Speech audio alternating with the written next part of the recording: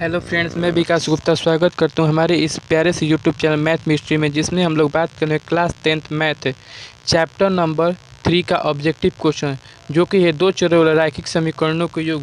चलिए वीडियो को स्टार्ट करते हैं। जैसा कि यहाँ पर थंबनेल देखकर आपको पता चल गया कि इसके यहाँ पर हम लोग दो चरों वाले रैखिक समीकरण युग के बारे में बात करने वाले हैं। इस पाठ के अंदर हमें देखना है कि कैसे कैसे मतलब कि दो चरों वाले रैखिक समीकरण में कैसे कैसे प्रश्न वो किस आधार पर आते हैं। यहाँ पर दो चरों रैखिक समीकरणों के युग में यहाँ पर जो रैखिक समीकरण होते हैं वह एक रेखा के द्वारा दर्शाया जाता है, और रेखा कैसी कैसी होती है, ये प्रतिच्छेद हो सकती हैं। इस पाठ में ये प्रतिच्छेद करेंगी, या फिर समानांतर रहेंगी, या फिर एक के ऊपर एक संपाती रहेंगी। तो यहाँ पर प्रतिच्छेद करने के लिए क्या है, प्रतिच्छेद करने के लिए यहाँ पर होना चाहिए कि a1/a2 not equal to b1/b2, और इसका केवल एक हल होगा। और संपाती के लिए a1/a2 बराबर b1/b2 बराबर c1/c2, ये संपाती होगा। इसका अपरिमित रूप से अनेक हल होगा। और तीसरा और अंतिम जो है वो a1/a2 बराबर b1/b2 not equal to c1/c2, ये समानांतर होगा और इसका कोई हल नहीं होगा। तो चलिए इस पर आधारित कुछ प्रश्नों को देखते हैं। जैसा कि आपके सामने प्रश्न है कि असंगत समीकरणों के हल कितने होते हैं। तो असंगत समीकरणों के हल, असंगत अगर समीकरण है तो इसका कोई भी हल नहीं होता है, इसका कोई भी हल नहीं होता। अगर समीकरण संगत होगा तो इसका अनगिनत हल हो सकता है या फिर अद्वितीय हल हो सकता है, लेकिन अगर समीकरण असंगत है तो इसका कोई हल नहीं होगा। अगला क्वेश्चन आपके सामने, यदि a1/e2 बराबर b1/b2 लेकिन नॉट इक्वल टू c1/c2, तो समीकरण निकाय a1x plus b1y plus c1 बराबर 0 और a2x plus b2y plus c2 बराबर 0 के निम्नलिखित में कौन सत्य है। अगर ऐसा होगा, मतलब कि ये जो दिया गया है कंडीशन अगर ये है, तो इसमें से कौन सा सत्य होगा। तो आप यहाँ पर देख सकते हैं ये है, ये समानांतर रेखाओं का कंडीशन है। तो ये समानांतर रेखाओं में कोई भी हल नहीं होता है, इसका ऑप्शन एक सही उत्तर हो जाएगा, मतलब कि इसका कोई भी हल नहीं निकल पाएगा। अगला क्वेश्चन देखते हैं। अगला क्वेश्चन आपके पास है, दो चर x, y में रैखिक समीकरण ax plus by plus c के कितने अधिकतम हल हो सकते हैं। तो यहाँ पर अधिकतम हल के लिए अगर x के मान अलग अलग रखते जाएंगे तो y का मान भी अलग अलग प्राप्त होगा। अगर y के मान अलग अलग रखेंगे तो x का मान भी अलग अलग प्राप्त होता है। इस तरह हम अनगिनत हल प्राप्त कर सकते हैं। तो इसका सही उत्तर हो जाएगा विकल्प 3। अगला क्वेश्चन, एक रैखिक समीकरण घात होगा। रैखिक समीकरण घात हमेशा एक होता है, जो कि हम पहले वाले वीडियो में भी बता चुके हैं। अगला क्वेश्चन है, दो चरों में एक घातीय समीकरणों के लिए निम्नलिखित में कौन सा कथन असत्य है। एक हल होना आवश्यक है, अनगिनत हल हो सकते हैं, कोई हल नहीं हो सकता है, एक और केवल एक हल हो सकता है। तो इसमें आवश्यक नहीं है कि अगर एक घातीय समीकरण है तो एक हल होना आवश्यक नहीं, क्योंकि हम लोग पीछे देख चुके हैं कि उसमें अनगिनत हल भी हो रहा था और कोई हल भी नहीं हो रहा था। तो ये जो असत्य पूछ रहा है, तो असत्य के लिए इसमें हो जाएगा एक हल होना आवश्यक है, ये बात गलत है। अगला क्वेश्चन है, रैखिक समीकरण युग्म जिसका कोई हल नहीं होता है क्या कहलाता है। जिसका कोई हल नहीं होता है वो कहलाता है असंगत युग्म। वो क्या कहलाता है, वो कहलाते हैं असंगत युग्म। विकल्प नंबर 1 सही उत्तर हो जाएगा। अगला क्वेश्चन देखते हैं, असंगत समीकरण युग्म द्वारा निरूपित रेखाएं कैसी होती है।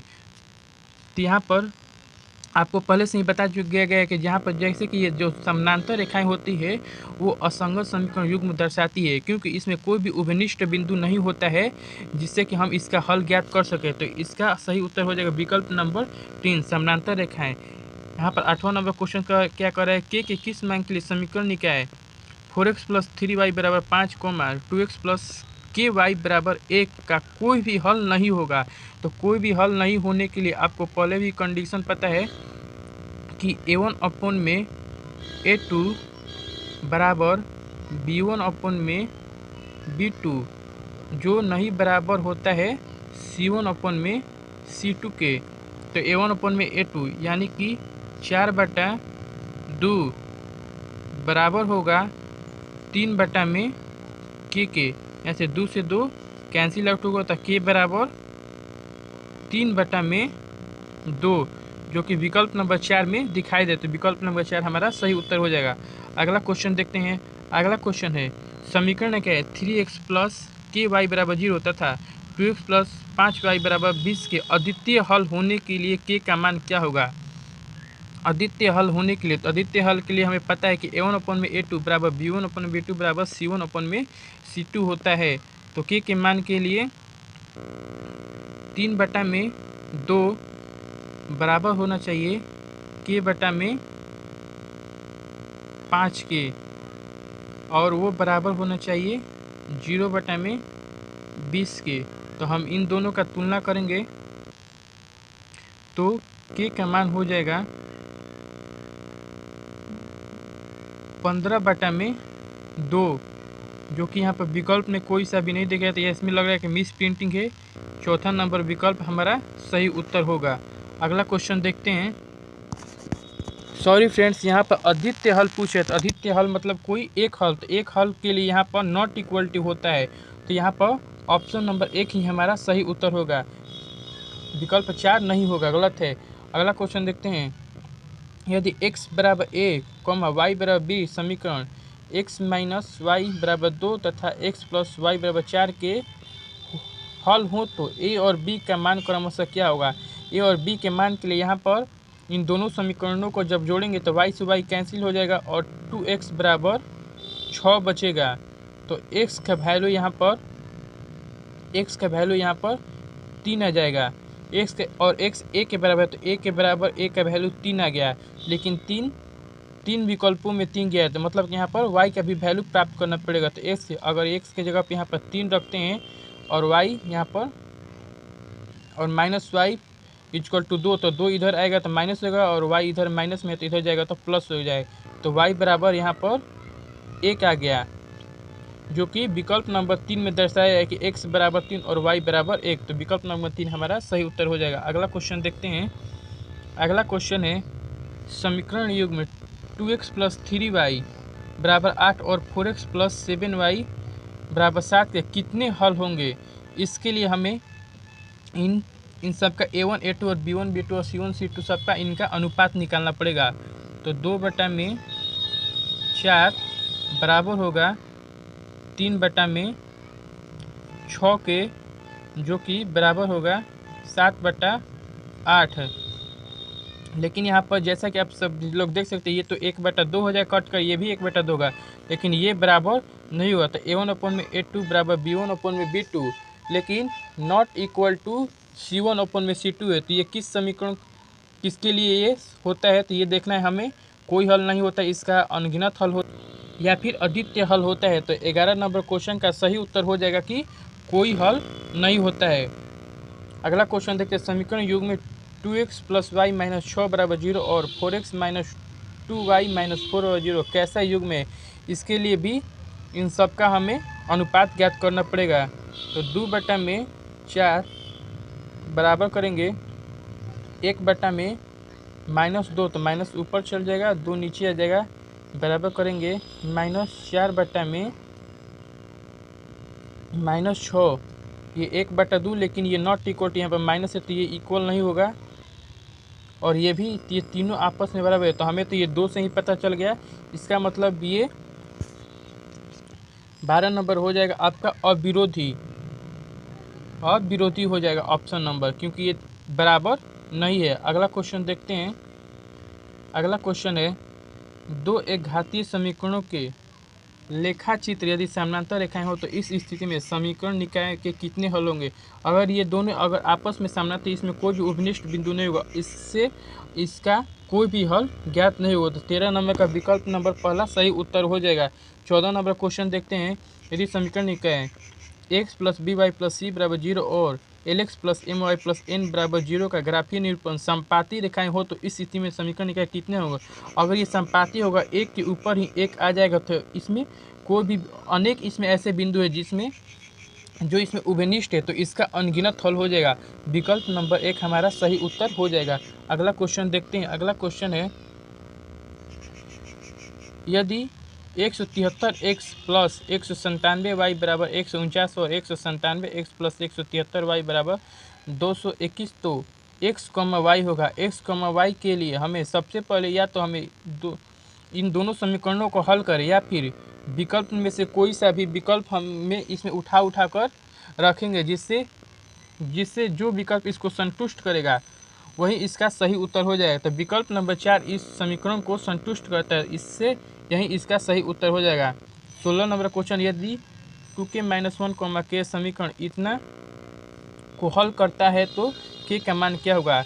अर्थात x के जगह पे 2k-1 और y के जगह पे k दिया है, तो यहाँ पर मान रखेंगे तो 10 गुणे 2k तो 20k और माइनस 20k, 20x के जगह पे 2k-1 रखेंगे तो 20k माइनस 10 और y के जगह पे k रखेंगे माइनस 9k,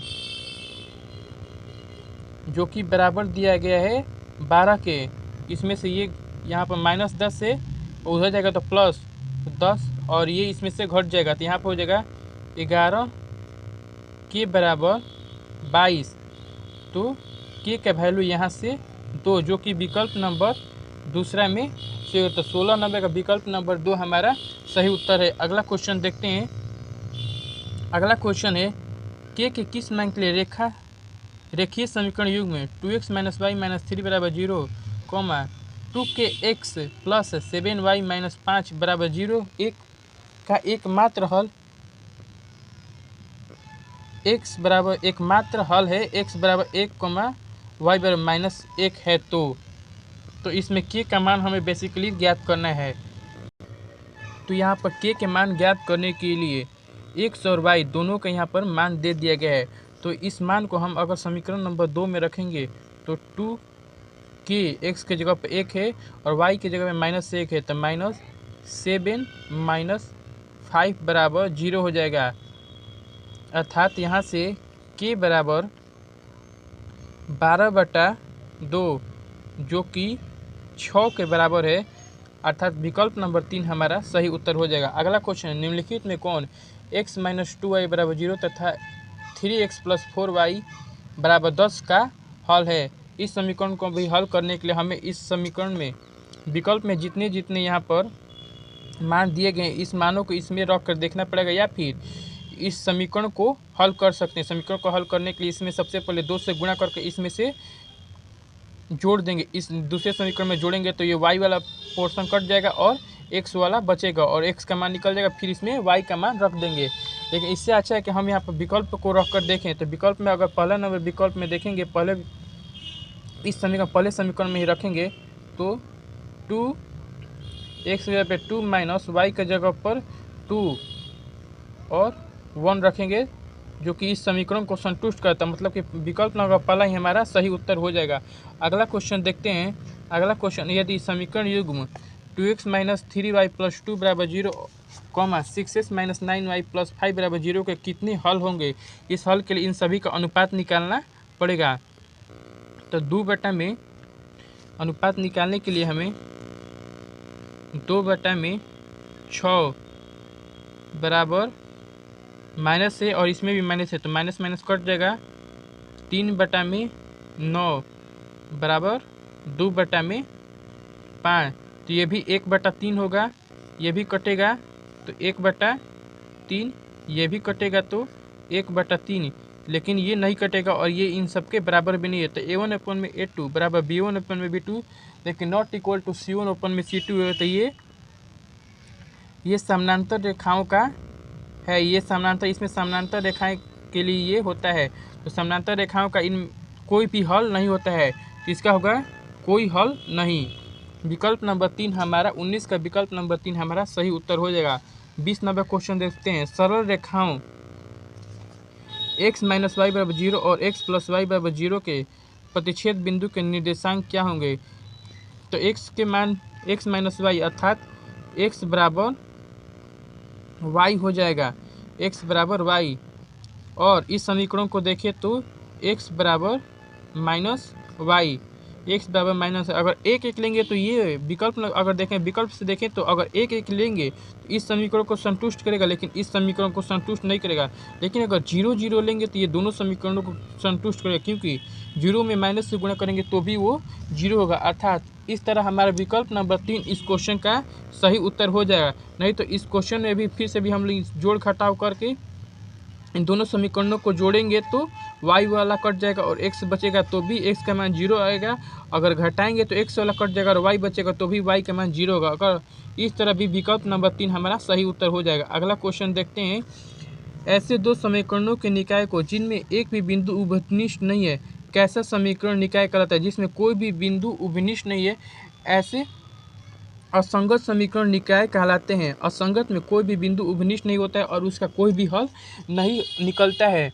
अगला क्वेश्चन देखते हैं। अगला क्वेश्चन है, दो एक घातीय समीकरणों के रेखा चित्र यदि प्रतिच्छेद रेखाएं हो तो इस स्थिति में समीकरण निकाय के कितने हल होंगे? इस स्थिति में समीकरण निकाय के अधिकतर हल होंगे। अगर दोनों रेखाएं प्रतिच्छेद करती हों तो एक ही बिंदु ऐसा उभयनिष्ठ है जहाँ पर ये प्रतिच्छेद करे, तो इस तरह इसका एक हल होगा। जितने बिंदुओं पर प्रतिच्छेद करेंगी या फिर एक दूसरे के संपर्क में आएगी अर्थात उभयनिष्ठ होंगी, उतना ही उसका हल होगा। अगला प्रश्न देखते हैं। अगला प्रश्न है, समीकरण रेखा इतना और इतना का ग्राफीय निरूपण की सरल रेखाएं होंगे, कैसा मतलब होगी? और यहाँ पर दे भी जाए a1/a2 बराबर b1/b2, लेकिन नहीं इक्वल है c1/c2। तो ऐसी रेखाएं हमें कहलाती, ये समानांतर रेखाओं के लिए होता है a1/a2 लेकिन b1/b2 लेकिन नहीं इक्वल है c1/c2। तो ऐसी रेखाएं समानांतर होती हैं। तो यहाँ पर विकल्प नंबर 3 हमारा सही उत्तर हो जाएगा। अगला क्वेश्चन देखते हैं। अगला क्वेश्चन है, सरल रेखाएं x बराबर 2 तथा y बराबर -2 है, ये कैसी रेखाएं है? अगर इसके लिए हम लोग नंबर लाइन पर इसे डिनोट करें तो x बराबर 2 ये वाला हो जाएगा, और y बराबर -2, y बराबर x बराबर ये x बराबर 2 लाइन है और y ये है और ये x है, और y बराबर -2। तो y बराबर अगर -2 लें, y बराबर -2 ले तो ये वाला लाइन होगा। तो ये एक दूसरे का अगर ऐसे खींचे तो ये एक दूसरे पर लंबवत है। तो इसका विकल्प नंबर 1 यहाँ पर सही हो जाएगा। एक दूसरे की ये लंबवत रेखाएं हैं। अगला क्वेश्चन देखते हैं। अगला क्वेश्चन है, सरल रेखाएं जो x बराबर -1 तथा y बराबर प्लस के 4 से निरूपित की जाती है होंगी। अगर x बराबर -1, इसके लिए भी नंबर लाइन हम लोग बना सकते हैं। x बराबर अगर x बराबर -1 तो -1 यहाँ कहीं आएगा, और y बराबर प्लस में 4 यहाँ कहीं आएगा। तो ये भी एक दूसरे के लंबवत है। तो विकल्प नंबर 1 इसका भी सही उत्तर हो जाएगा। इस तरह हमारा यह भी चैप्टर समाप्त होता है। वीडियो को लाइक सब्सक्राइब करें और धन्यवाद इस वीडियो को देखने के लिए। अगर कोई डाउट हो तो हमारे कमेंट सेक्शन में अपने डाउट पूछ सकते हैं। वीडियो को ज़्यादा से ज़्यादा शेयर करें। धन्यवाद। जय हिंद।